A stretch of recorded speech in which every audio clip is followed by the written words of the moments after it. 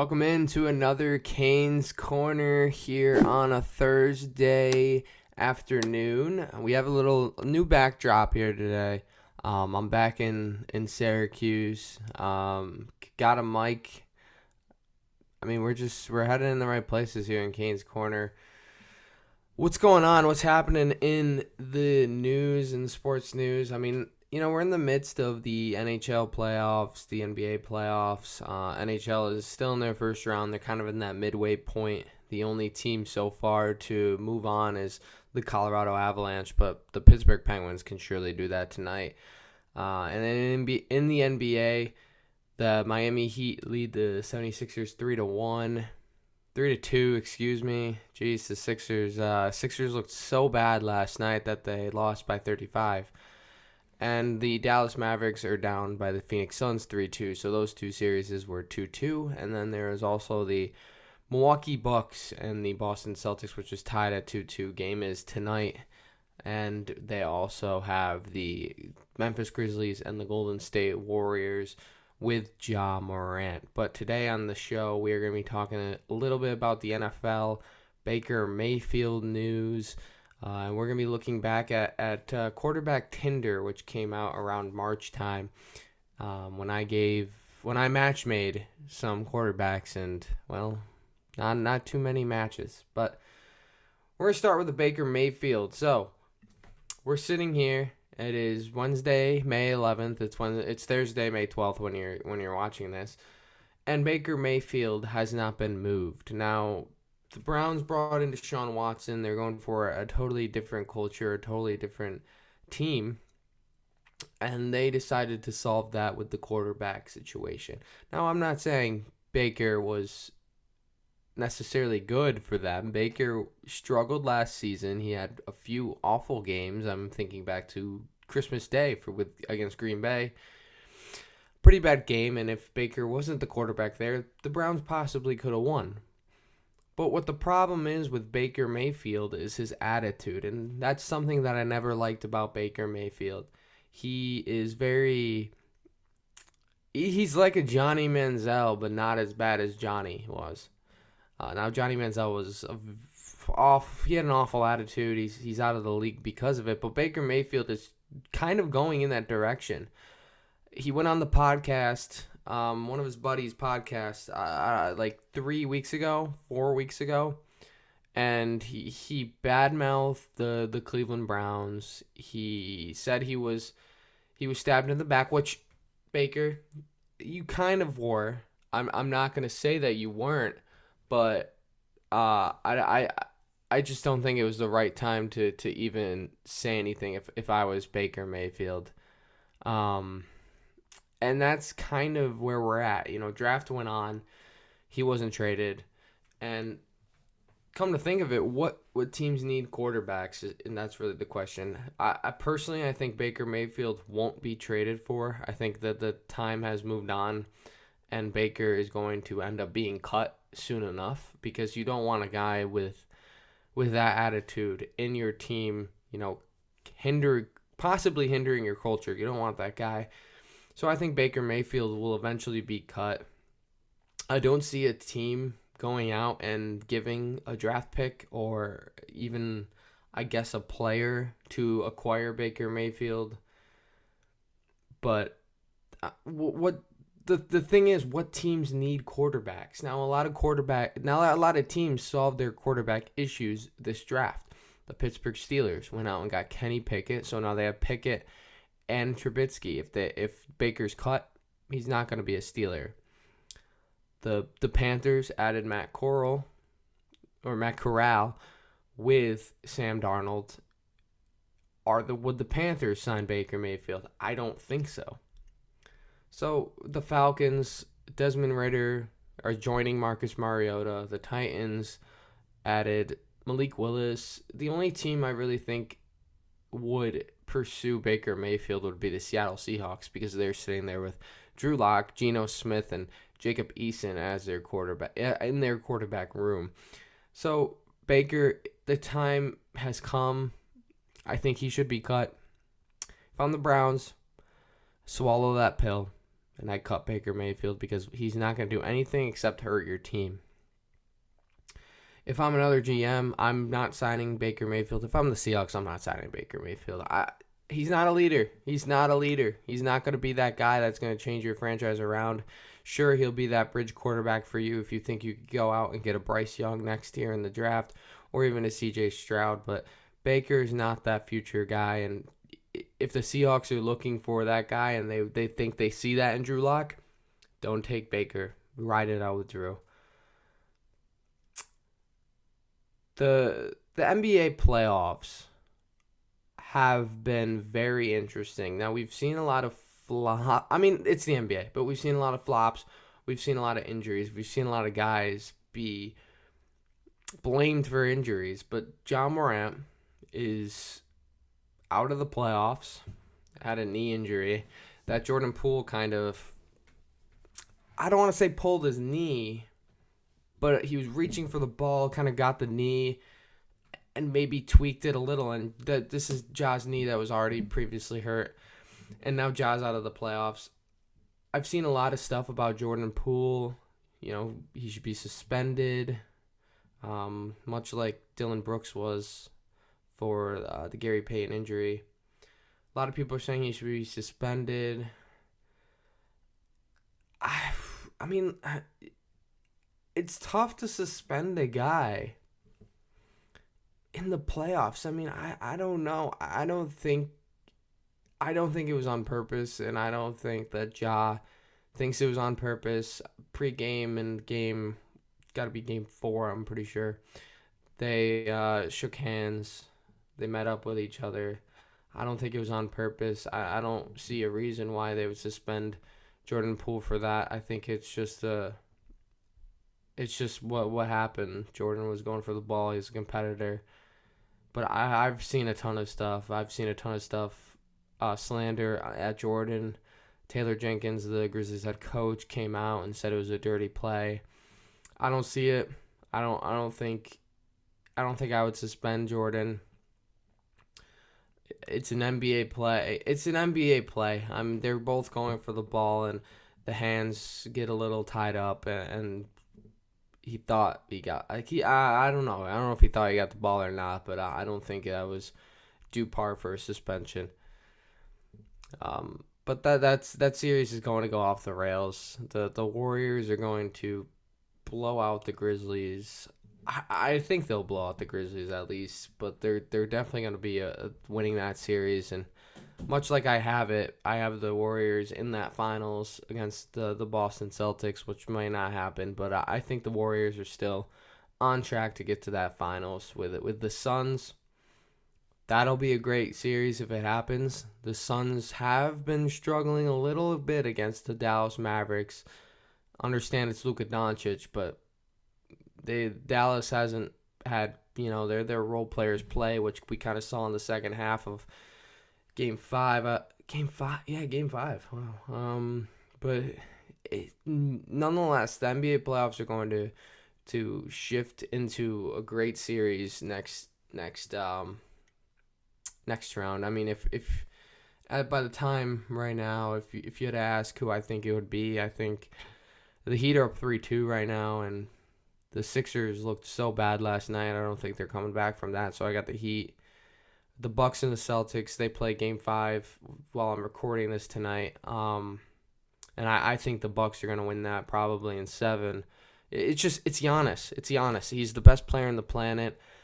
I don't think I can go against him. I did, because I thought Chris Middleton was going to be a bigger impact, but that hasn't shown. And I think you get Middleton back next series, and they're a whole different team. And the Milwaukee Bucks, I think, are going to be riding into the sunset into that finals. And much like I said, I got Warriors. I'm gonna say Warriors Bucks now, and probably still go with the Warriors. But I think the Bucks can make a possibility at a 2-peat. But I'm excited for that. The NHL playoffs. Where we're at right now is it's kind of just fizzling out where it should be. Igor Shesterkin is struggling against the Pittsburgh Penguins in that fantastic first line with Brian Rust, Sidney Crosby, and Jake Gensel, but Shesterkin's playing pretty bad, and the Rangers are down 3-2. Sorry, 3-1. The Rangers are down 3-1, and they play tonight. We'll see if the Penguins can close it out, but it's not looking good for the New York Rangers. Only team to advance is my Stanley Cup winner, the Colorado Avalanche. I know. I called it. Colorado's looking good. That's all I'm gonna have to say. They're a lot of the number one teams have kind of been struggling. I'd say Carolina hasn't, but Florida, we've seen a little flaws against Washington. We've seen some flaws with Calgary and Dallas. That series is shaping up to be a great one, but Colorado is definitely looking like the strongest team out in this in the NHL playoffs. I mean, you get a sweep off. It's the only sweep, and the NHL playoffs. Something about them is there's a lot of parity there, and you really don't know who's gonna win. I mean, the Montreal Canadiens headed to the finals last year after being a 4 seed. So, and it goes 1, 2, 3, 4, 1, 2, 3, 4. Not like the NBA where it goes 1, 2, 3, 4, 5, 6, 7, 8. So Montreal is one of the worst teams in standings wise in the playoffs. Gets to the Stanley Cup Finals. That's just what NHL is like, and that's the beauty of the Stanley Cup playoffs. Some news in the NFL that broke out about a week ago. I'm a little late to it. I know. Ryan Tannehill came out and said it's not my job to mentor Malik Willis, who was just drafted, to probably challenge Ryan Tannehill after a tough offseason that he's had. Challenge him and possibly take his job. Now, Ryan, of course, was asked if he was going to mentor Malik Willis. And much like a lot of the Jordan Poole stuff, I've seen a lot of hate for this, and I've seen a lot on the other side. Now, my take on it is I totally agree with Ryan Tannehill. It's not his job to mentor Malik Willis. We're in the NFL where there's only 32 quarterbacks who start on a roster. Not like a running back where, you kind of have a mix between A.J. Dillon and Aaron Jones, for example, on Green Bay. No, this is a quarterback, and the quarterback is the most valuable position, and it's the position where it's so rare to have a really great one. Ryan is a competitor. He's not here to mentor Malik. He doesn't want to lose his job because it's not like it's a Tom Brady and a Kyle Trask. This is solely a guy who's going to compete with another guy for his job. Now, if Malik picks up anything from Ryan Tannehill, that's not his fault. That's just Malik learning the way that he's been learning in training camps or, watching Ryan on the field. That's totally fine, but you don't bring in a guy like Ryan Tannehill you don't have Ryan Tannehill mentor a young guy if his job is potentially going to get stolen. I mean, if Ryan Tannehill goes out week 1, 2, 3, 4, 5 and play really bad, I'm sure Malik Willis will see the field at some point. So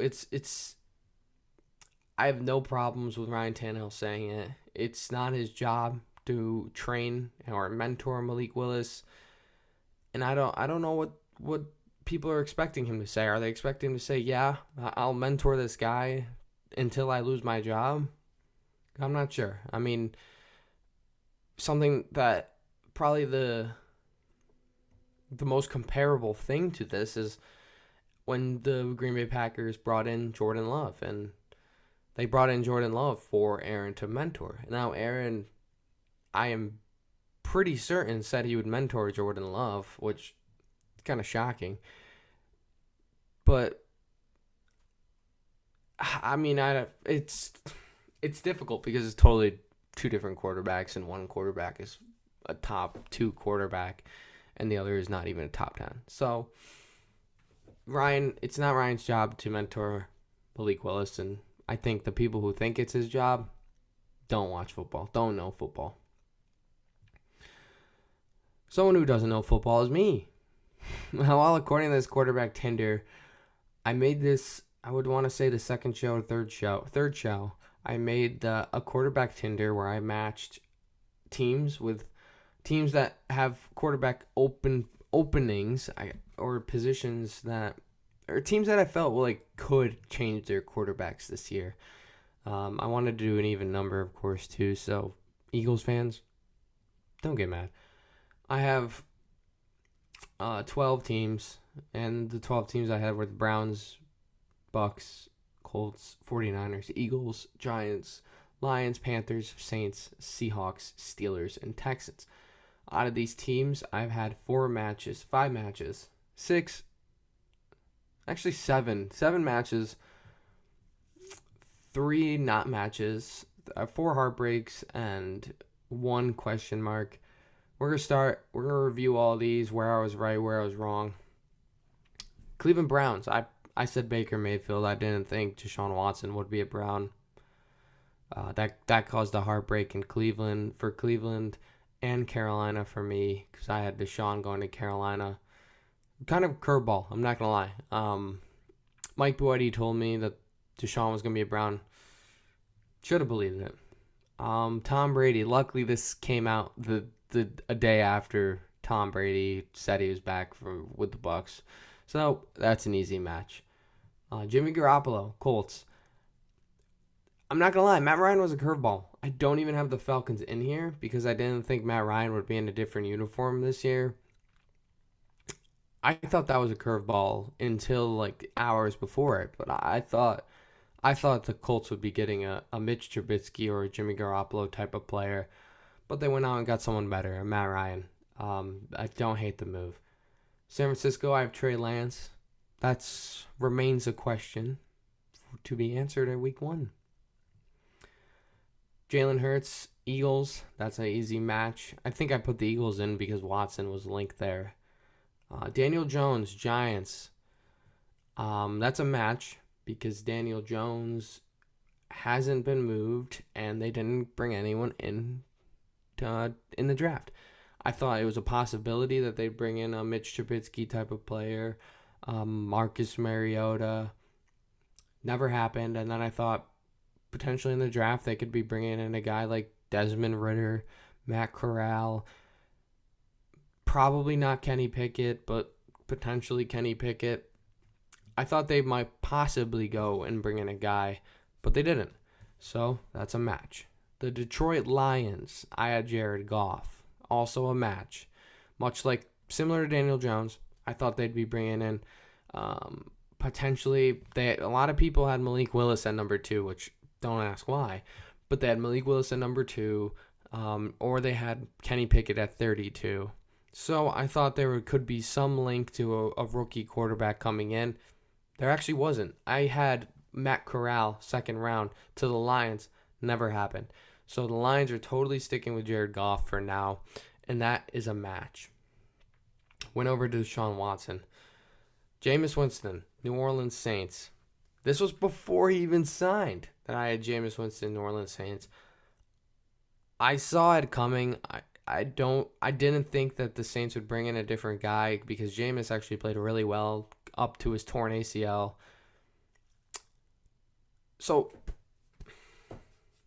that was a win. That was a dub. That was the first dub I had. Jameis Winston is going to be the Saints quarterback. Know that for sure now. All the Deshaun Watson rumors, whatever, they were squashed when Watson was traded to the Browns. So that was the first win that I got, other than an easy one like Tom Brady. Seahawks, Malik Willis. That's a loss. I honestly thought the Seahawks might take Malik Willis, but never happened, even though he fell 3 rounds. Kenny Pickett, Steelers. It was a match made in heaven. It was. I mean, to bring a guy in that played like 5 minutes. First of all, sorry. Played at the same stadium, but lived like 5 minutes away. I thought it was the best situation. to bring in Kenny Pickett, a guy who's familiar with the city, bleeds Pittsburgh culture, and is familiar with the facilities, and of course the biggest part, Heinz Field. I think it's a match made in heaven. We'll have to see how that goes for the Steelers. And finally, Davis Mills. Now, I saw a lot of people saying, Texans maybe go out and get a Baker Mayfield, draft a quarterback, trade for Jordan Love. I thought no shot they move off Davis Mills, a guy who I thought had a lot of promise towards the end of that year. A lot of promise. And I'm interested. I'm tuning into the Davis Mills Texans tenure, because I think Davis Mills, he has what it takes to be a system quarterback, and a quarterback who starts for the Texans for 5 years, 5 to 8 years, until they have to move off him. The Texans have so much problems. I don't think the quarterback is their biggest problem. I think Lovie Smith might be their biggest problem, because I don't believe he can be coach again. But no, Davis Mills, Texans, I love it. The NFL schedule, that's coming out soon. That's something to look out for. I'm interested to do that, because I always do. I always get on the NFL, like an NFL schedule predictor, where I can actually predict each game, and that will come out and give me a playoff, and then I can predict the playoffs. So look out for that. The schedule is coming out tonight on Thursday. But we've been leaked to some games. We've been leaked to some games this year. And the one I want to talk about, of course, is the Dallas Cowboys and Green Bay Packers matchup set for Week 10 on November 13th in Lambeau Field at 4:25. Of course, on Fox. This is going to be a great game. It depends a lot about how the teams come out and play. I think there's a lot of question marks especially for the Green Bay Packers post Davante Adams, and for the Dallas Cowboys with their moves that they made this offseason. Both teams got worse. I think it's going to hurt Dallas more because, Green Bay still has Aaron Rodgers. So, but that's going to be, I think that has potential to be the best game of the year, and it has potential to be the best game of the year, and it has potential to be one of the worst bloodbaths of the year. I think Aaron Rodgers and the Green Bay Packers have always controlled many games against the Dallas Cowboys that I could think of. Close playoffs, I will say that. Dez did not catch it, but I will say there's close playoffs. You think about the Jared Cook catch on that sideline. Mason Crosby hits the game-winning field goal. But then you also think about the regular season where Aaron Jones had 3 touchdowns, I believe, 3 years ago. And that was a game that, the Packers really controlled with the run game more. So Green Bay, Dallas, 2 teams that potentially can be not close to where they were last year. That'll be an interesting game. And then we have one of the Christmas games being the Denver Broncos and the Los Angeles Rams, which coincidentally are my Super Bowl. So that's going to be one of the better games to watch out for. Very interested to see what the schedule looks like for each team, and of course to bring that to predicting the playoffs. So what to watch out for in sports. Tune into some NBA playoffs. Tune into some NHL playoffs. And look for the schedules to come out. I'm really excited for it. And that's going to be all on KANE'S Korner today. Make sure you hit the subscribe button. Make sure you follow along to the journey. Check out the Instagram. We're posting almost every day. And follow me on Twitter to read my sometimes hilarious tweets. But no, I appreciate everyone who's tuning in, who's watching. And please share this with your friends.